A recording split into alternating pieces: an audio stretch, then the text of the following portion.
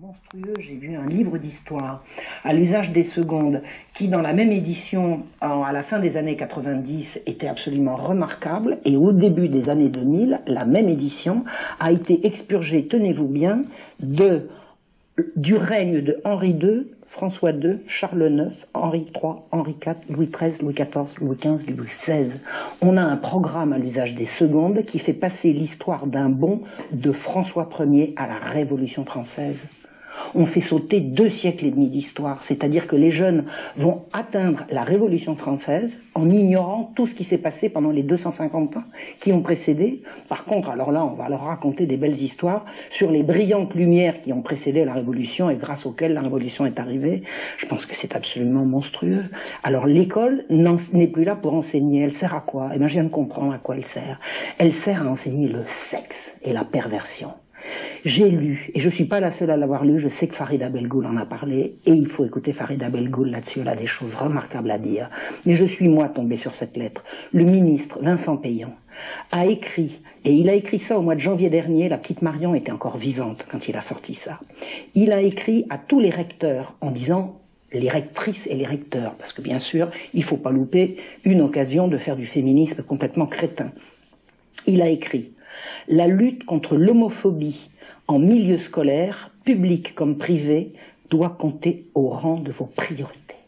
C'est-à-dire que la priorité, c'est plus de transmettre le savoir, c'est de lutter contre l'homophobie que personne jusqu'à présent n'a été fichu de définir. Personne ne sait ce que c'est.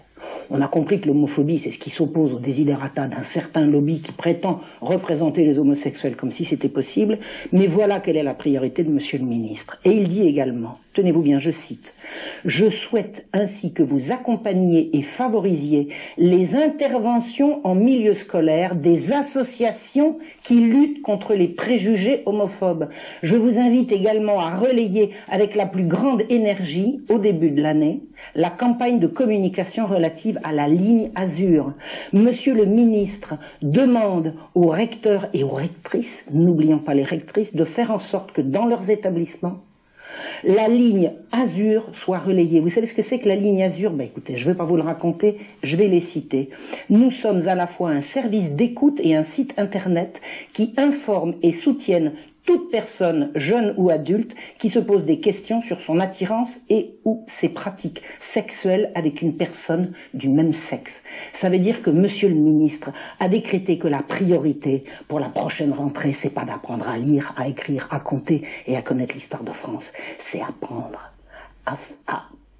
oh, j'ai failli dire un gros mot. Vous avez compris, les pratiques homosexuelles pour les jeunes de tous âges, dès l'école, en luttant contre les préjugés. C'est-à-dire que si vous n'êtes pas d'accord avec ça, vous faites preuve de préjugés. Moi, quand j'étais en fac, on me disait la même chose.